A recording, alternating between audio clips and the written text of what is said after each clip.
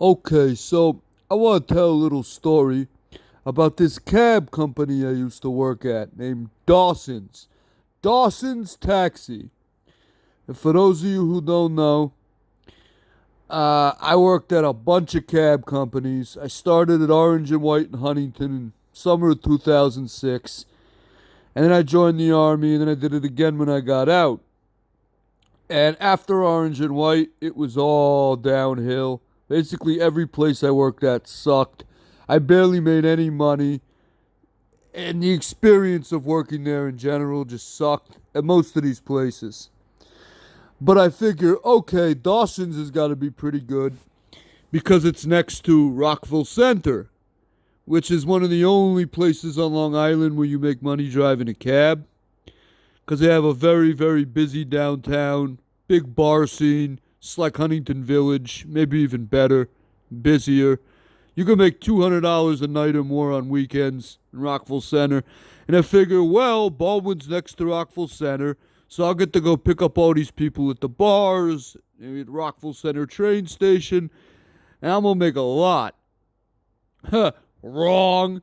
I forgot the whole concept of a hack license and, territories and everything. How if you're in like a village, you're not allowed to go pick up there if you don't have a hack license for that particular village. So if you don't have a Rockville Center hack license, you're not allowed to pick up in Rockville Center. A customer from Rockville Center could call Dawson's to come get them for whatever reason, like at their house. But if you go and pull up in front of the bars in Rockville Center, the Rockville Center police will come up and tell you to move. You're like, you don't belong here, go back to Baldwin. And that's it. And I told some guy this who drove at Dawson's, or he used to, and he's like, Rockville Center? That's what you think? Kid, you ain't going near Rockville Center. You're picking up in Roosevelt. Like, what? Yeah, you didn't hear me? I don't speak English. Dennis is the dispatcher. This guy named Dennis. And he's going to have you going to Roosevelt all night. $4 trips. 12 hours. Fuck. I was hoping it wasn't true. But that's exactly what ended up happening. I probably spent about 80 or 90% of my shift picking up in Roosevelt. Of course, in like 2011, 2012, it was still mostly black before the Hispanics came in and took it over. Now it's like half Spanish. But it's all black people, and black people don't tip. I don't care if that sounds racist. It's true. They don't. And it's not an economic thing because I've picked up poor black people and rich black people, and none of them tip. Nobody. Black celebrities don't tip. They just don't do it. No one knows why. Not even black people seem to know the answer to this. They kind of shrug and go, I don't know why we don't. We just don't. And I remember this one night, I was booking something like $107 and had literally $3 in tips. That's like 2%. And it was just awful.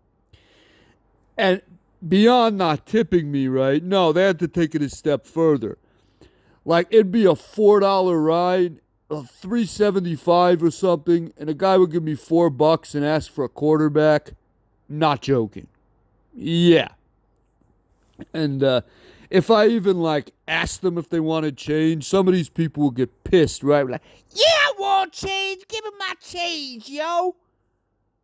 Yeah, it was like that. I had this fucking Jamaican lady, stingy ass Jamaican lady, try to fight me over a quarter. Cause it was $4.75 and she gave me a $5 bill.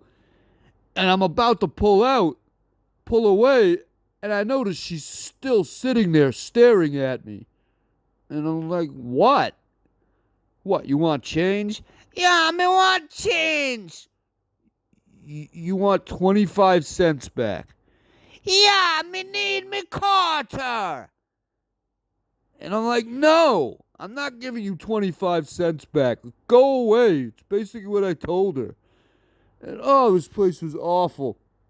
And like I said, the dispatcher, this guy named Dennis, who I don't know if he was like a smoker that had to have some kind of like surgery on his vocal cords or what, but this guy had a computer voice.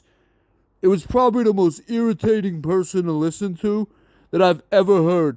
Like, it was funny for the first like 2 minutes, and then after that is just like torture on your ears. I swear to God. Car 62, pick up 125 3rd Street, move. All fucking night, right? And there was this speaker, right? And if you were standing outside of the office, like on the curb in the parking lot, and he wanted to get your attention, he'd try to talk to you over this loudspeaker.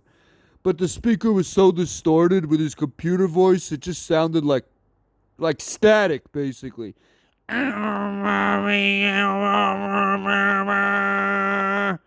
What the fuck? And shortly after the night, where I literally had 3 cars break down in a span of 2 or 3 hours. I am not kidding. I show up at 5 o'clock, and before 8, 3 cars break down.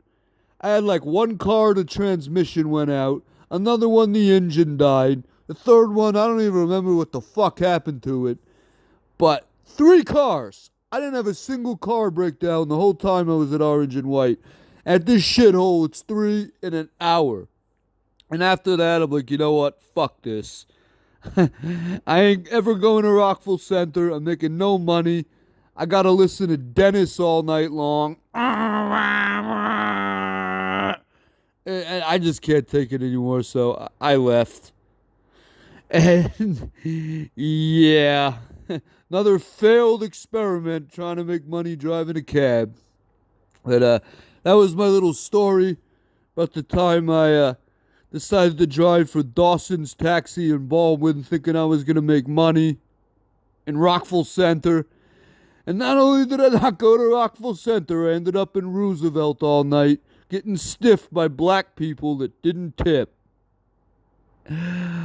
What a time. What a fucking time.